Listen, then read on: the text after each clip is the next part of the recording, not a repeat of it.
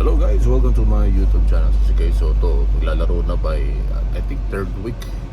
So na-delay siya ng dalawa na consecutive na laro sa P-League. Ngayon, worst to worst, baka January na siya bumalik. At kahapon kinumpila ko siya kay Michael Jordan at kay LeBron James. Ayan, sa mga naniniwala at kay Ju, tama naman, medyo malayo pa sa katotohanan.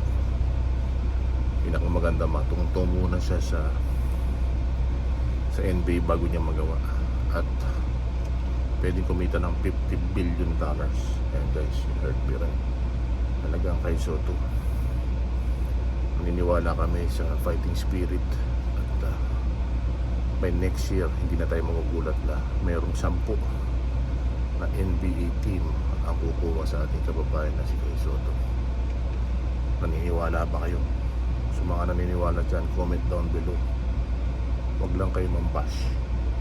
Pero mataas ang pangarap ng ating kababayan na si Kay Soto. Maging kami mga vlogger, mataas ang pangarap sa kanya na mapunta sa pinakamataas na liga ng NBA. At congratulations pala sa ating the King, LeBron James, sa first in tournament season champion. I think first time yata nilang ginawa yun. So siya din ang MVP. So the greatest, MJ, LeBron, or Kai?